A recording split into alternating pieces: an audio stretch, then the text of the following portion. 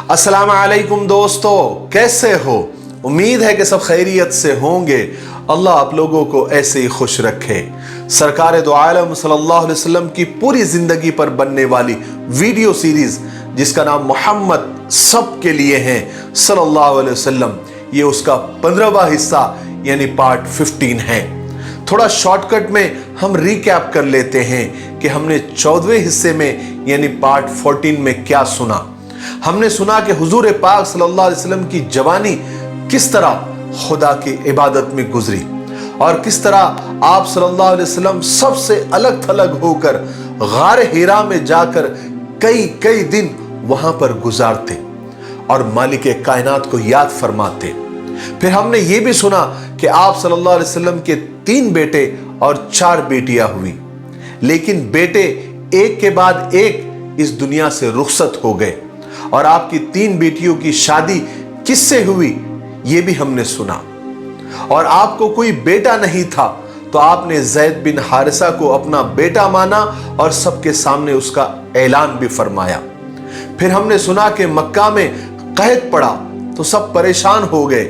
चचा अबू तालिब की गरीबी और मुफलिसी का ख्याल करते हुए आप सल्लल्लाहु अलैहि वसल्लम ने हजरत अली रजी अल्लाह तआला अन्हु को अपने पास बुलाया और फिर अपने साथ ही रखा। चलिए अब आगे सुनते हैं। अब रसूल पाक सल्लल्लाहु अलैहि वसल्लम की उम्र 40 साल हो चुकी थी और आप इस वक्त सच्चाई के बिल्कुल करीब पहुंच चुके थे।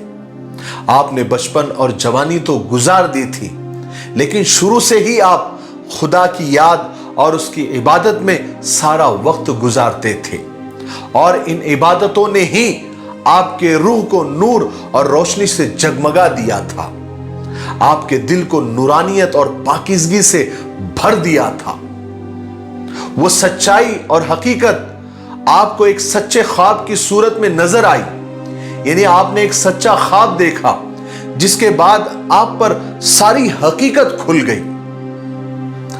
इस ख्वाब में आप पर यह बात भी खुल गई कि इस दुनिया की रौनकें, तफरीहात, इंजॉयमेंट और ये चमचमाती दुनिया सिर्फ एक धोखा है, इससे ज्यादा कुछ नहीं। यहां के ऐशो आराम टेम्पररी और मिट जाने वाले हैं। आपने समझ लिया कि आपकी कौम सीधे और सच्चे रास्ते से हटकर अंधेरों और बर्बादियों की तरफ जा रही है। आपने समझ लिया कि खुदा सिर्फ एक है और उसकी खुदाई में कोई शरीक और कोई पार्टनर नहीं है। वो इस दुनिया का पैदा करने वाला है। वो हर आदमी को उसके किए का बदला देता है। अगर कोई शख्स जर्रा बराबर भी अच्छाई या बुराई करेगा तो वो खुदा उसको उसका बदला देगा। ये सच्चा ख्वाब आपको बार बार नजर आता। आपके सामने वो तमाम चीजें और सच्चाइयां आती चली जाती जिनकी आप तलाश करते थे, जिनकी असलियत को आप समझना चाहते थे। अब हक और सच्चाई आपके नजरों के सामने आ गई और झूठ और धोखा भी आपके सामने आ गया। इस तरह आप सल्लल्लाहु अलैहि वसल्लम के दिल को जहां सुकून और इत्मीनान और नूर हासिल हो गया, वही आपका दिल खुदाए बुजुर्ग बरतर की कुदरत और बड़ाई से भी लरज उठा। बरसों तक सच्चाई को तलाश करने के बाद जब आप सल्लल्लाहु अलैहि वसल्लम ने उसको पा लिया, अगरचे आपके दिल को सुकून और इत्मीनान हासिल हो गया था, लेकिन इन सच्चाई के राज खुल जाने के बाद जब आपने अपनी कौम पर नजर डाली तो आपका दिल खौफ और दहशत से कांप उठा। खुदाए ताला ने अपने प्यारे नबी पर फजल फरमाया, आपको उस रास्ते पर चलाया जिस पर वो लोग चलते थे जो खुदा की रहमत, मेहरबानी और करम के उम्मीदवार होते हैं। लेकिन आपकी कौम अंधेरों, गुमराहियों में भटक रही थी। उसको समझाने वाला कौन होगा, कहां से आएगा और कैसे समझाएगा? आपको हमेशा ये सोच रहती थी। इस वजह से आप हमेशा गमगीन भी रहते थे। तो वो ख्वाब आपके सामने सुबह की रोशनी की तरह आ जाता और आप बार बार उस ख्वाब को देखते, जिससे वो सारे राज आप पर खुल जाते जो अब तक आपसे छुपे हुए थे। अब हमारे नबी पर वही नाजिल होने का वक्त करीब आ चुका था। इंसानियत की तारीख का आखिरी पन्ना पलटने वाला था।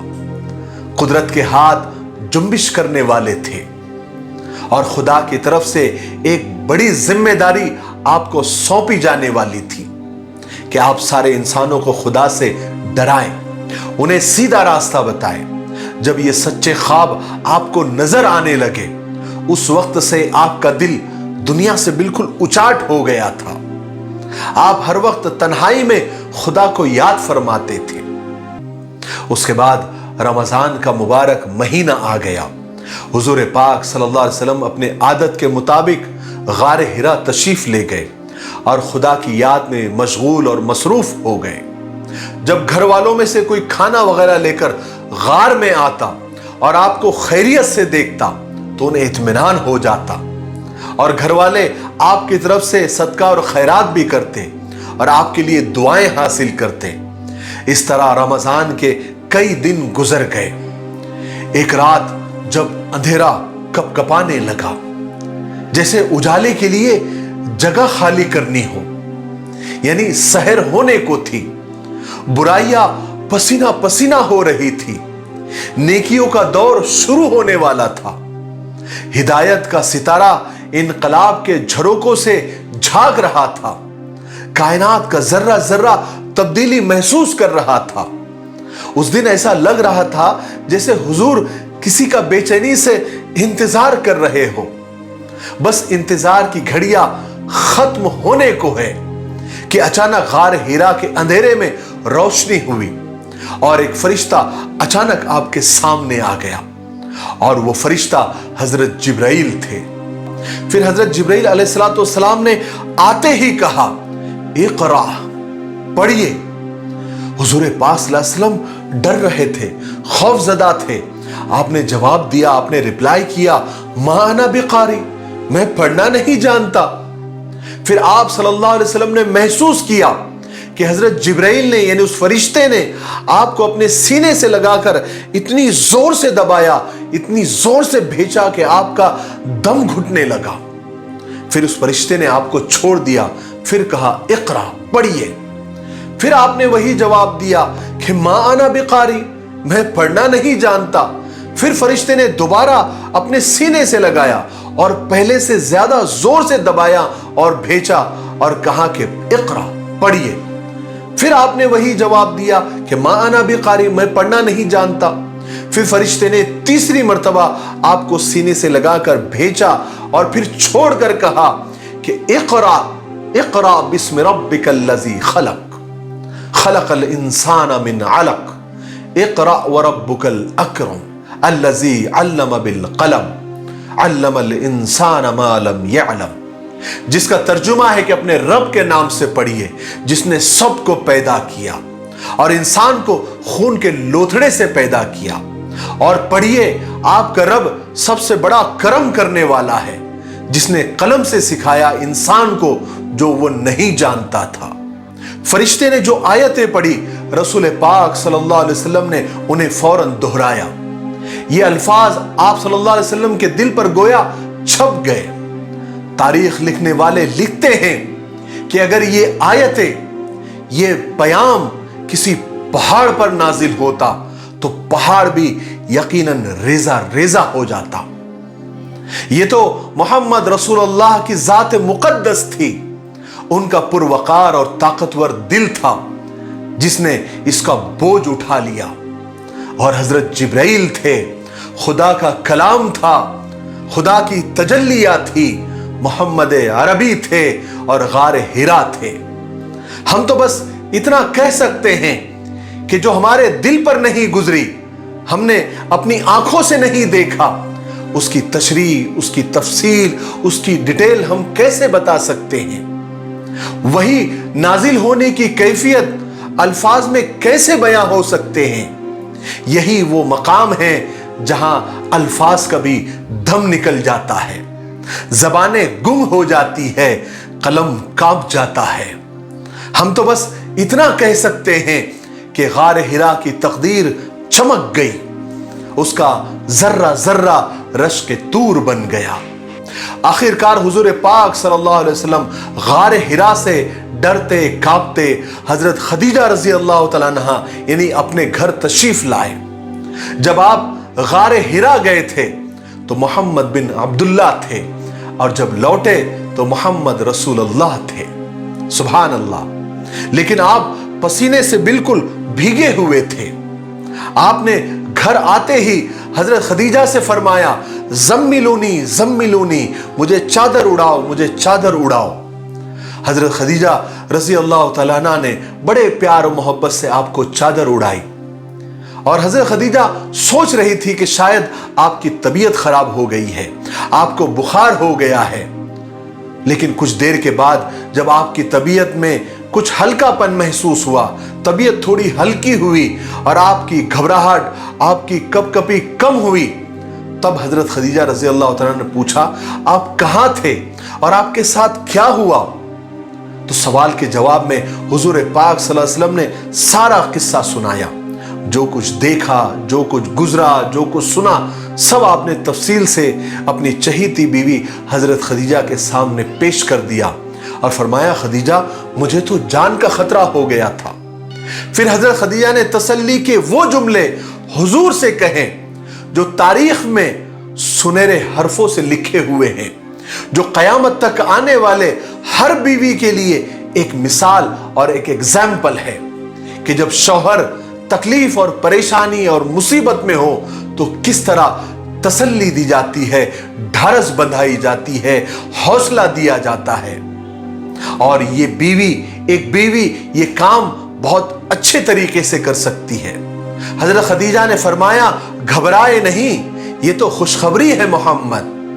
खुदा की कसम जिसके हाथ में खदीजा की जान है, मुझे यकीन है आप इस उम्मत के नबी हैं।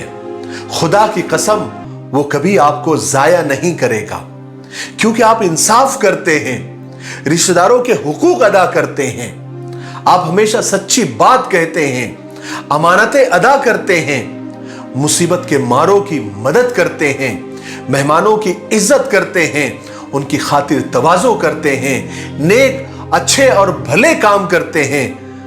वो कैसे खुदा आपको जाया करेगा?